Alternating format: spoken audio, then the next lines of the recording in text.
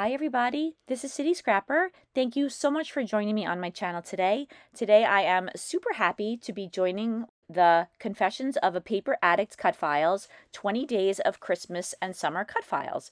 Now I will not be participating in all 20 days, but I am planning on making about 12 videos and sharing those with you. I'm a very slow scrapbooker and it takes me a long time to make videos, so I wish I could have done all 20 days, but I am very happy to be taking part in this series, and I am looking forward to sharing some of the layouts that I created with Virginia Walker's beautiful cut files. As the month goes along, I might end up doing some layout shares rather than process videos, but I will try to get as many process videos out as I can. For this series, we had a choice between Christmas-themed cut files and summer themed cut files, and I chose a few of each. Today's is a Christmas cut file. It's called Gingerbread House 2, and you'll see that in a few minutes. I've already backed that. I backed a number of my cut files when I was on a crop. And I'm using a collection that is very old. It's a basic gray collection called 25th and Pine. I have very little of this collection. I don't even remember exactly how I acquired these papers. I only had maybe 5 papers, and so I had to add in a lot of other papers to put this layout together. One of the things that I like to do to stretch out the paper collections that I have a little bit is to make a frame rather than gut paper. I find that it conserves paper a little bit better. So I made a frame out of a dark blue pattern paper, and then I did the same thing with this yellow pattern paper. Now the dark blue pattern paper is from that basic gray collection called 25th and Pine, but the yellow paper, although there was yellow in that collection, the yellow paper is from a different basic gray collection. To clarify, I don't think that this method uses less paper than gutting paper, but it does use the paper differently. When you gut paper, you have a square that's smaller than 12 by 12 inches. When you use this method, you can keep paper that is 12 inches, at least in one direction. I hope that that makes sense, and for me, that's preferable. I like to have scraps of paper that are the full length of the paper. The blue pattern paper that's in the background, that doesn't all go in the correct direction, and that was a little hard for me to handle putting on my layout, but in the end I don't think you see it too much. Then I used some strips of yellow paper. What would have been easier would have been to cut a piece of scrap paper the size that I wanted the yellow paper and then attach the yellow paper strips down to the scrap paper, but instead I decided to just make a frame and then attach that frame down. I inked the edges with some Distress ink in Vintage Photo. I layered a piece of white paper on top and then a piece of green paper that was also from the Basic Gray collection. So this is the beautiful Confessions of a Paper Addict cut file. I back that with mainly the basic gray papers. This red paper that I'm mounting my photo on, that is a piece of red paper from my scrap bin.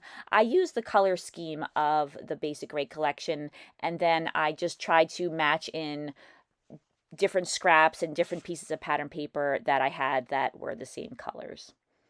The photo is of my older daughter, Danielle, and I didn't take too many pictures of this occasion. She was making a gingerbread house, and she has loved Cinderella since she's really little, and it was a Cinderella-themed gingerbread house, so I was really excited to share that with her. I forget where I found that, but I thought that she would enjoy that. The strip of paper that I used on the bottom of the layout, that was a piece of paper that was cut off of the minty green paper that's in the background. It's just the flip side. I used a border punch and I cut out that lacy border that you see on the bottom, and I put that same border on the bottom and on the top of the strip. And then I decided that I wanted to add a little bit of pink around the outside of all of those layers. And so I used a punch. It's a punch set. They're called Knockouts by American Crafts. And I cut out or punched out that scalloped border in pink, and I put that all the way around the outside of the layout. Now I'm using some of that same pink paper. And again, I think that is a basic gray paper, but it's not from this collection. And I'm using some letters that are from the collection, and I'm spelling out tradition because this is a tradition that my kids have been doing pretty much every year since they're very little. I buy them gingerbread houses, and they love decorating them and eating all the candy. So I mounted that on some pink paper, and then I mounted the pink paper on a very, very thin border of white. And then I know this process is so cringy and messy, but I had to pull up the gingerbread house and move it up a little bit because I felt that it was too low, and I didn't want the gingerbread house and the title to have to compete for space. So I moved it up a little bit. And then I did have the ephemera pack from this collection. There wasn't very much that I thought would be just right for this layout, but there were these beautiful acetate snowflakes. So I picked out the 3 snowflakes that were in that set, and I cut one of them in half.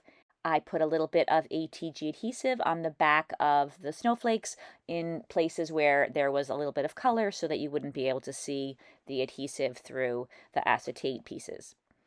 I'm using my EK Success Scalloped Photo Corner Punch, one of my favorite punches, and I'm making photo corners, and I thought to make it a little whimsical, to go along with the gingerbread house, I would make the corners in all different colors. And of course, the 4th corner is covered up, so I just put 3 photo corners on the layout, and you could see that I'm using a dauber. There is some Distress ink and Vintage Photo on that, and I'm not re-inking it, I'm just using the dauber. There's plenty of ink on it. Where those scalloped borders meet in the corners, they look a little messy. They don't line up well. So I wanted to put something in each of the corners to cover them up. I put some of these iridescent dots on the 4 corners. I put a smaller one of the same dot on the 3 photo corners. Then I went back to each of the corners and I added a smaller version of the same dot to each of the corners. I wanted to add something to the title, so I found these little holly leaves and I attached one on either side. There was also a very small tab, and later on I write the date, which is December 20th of 2015, quite a while ago, on that tab later on. Now I'm putting a little sentiment that says it's beginning to look a lot like Christmas underneath the title. There were a lot of little titles, but most of them had to do with Santa, and I wanted to steer clear of that because this layout's not really about Santa. Then I couldn't resist adding a little bit of paint or something to the layout. I was thinking that it would look nice if there were some dots of white in the background to look like snow. I was being very, very careful with the white paint. I did a little bit of splattering because I don't think it's possible to mimic real splattering by dotting down paint, but I really didn't want to risk getting paint all over the place. I really just wanted it in the background. So I did a lot of just dotting on the paint with the straw that's on the inside of this bottle. And I meant to mention that I put a very thin piece of white cardstock behind the sentiment on the bottom that I put down because it's acetate and it was hard to read without putting a piece of white paper behind it. You could see on the right side of the roof of the gingerbread house, there were some little white circles that I backed with some of the pattern paper, and there were some additional circles like that that were part of the cut file, but for some reason, my machine, they didn't cut them out all the way. So I tried cutting them out by hand and I just didn't do a good job doing it. So I just used a punch. You could see it off to the right. It's a We Are Memory Keepers punch. And I just punched out some similar shapes, although the ones that came with the cut file were better because they were different sizes. But I decided just to make do because I wasn't able to recut the file. So I backed those with some of the same pattern papers, and I'm attaching those down. Now I have punched some holes in the cut file because I plan to do some stitching. So I just wanted to show you here just really briefly. I use this little tool.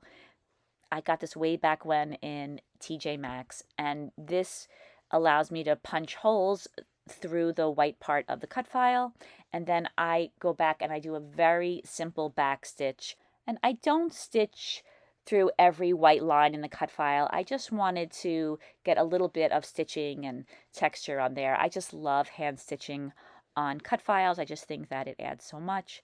So I did a little bit of stitching off camera.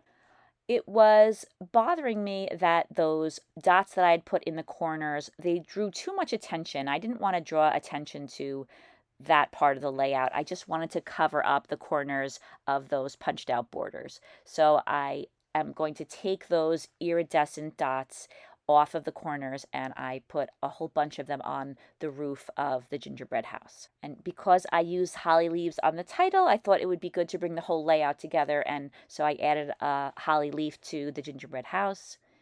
And you can see here that I'm adding a bunch more of those dots in different sizes. I add them to the roof and then one to the doorknob. And then I take off those larger dots and I replace them with some pink enamel dots that match in, and I think that makes the layout look a little bit better. And that completes the layout. Here are some close-ups.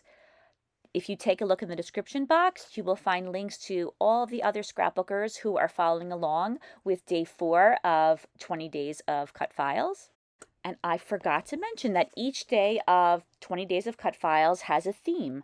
The summer theme is barbecue and the Christmas theme is baking. So this isn't exactly baking, but it's kind of close. I thought that this would pass for that prompt. I really hope that you enjoyed this video. I will be back again on day 7, and I hope to see everybody then. Take care, everybody. Bye-bye.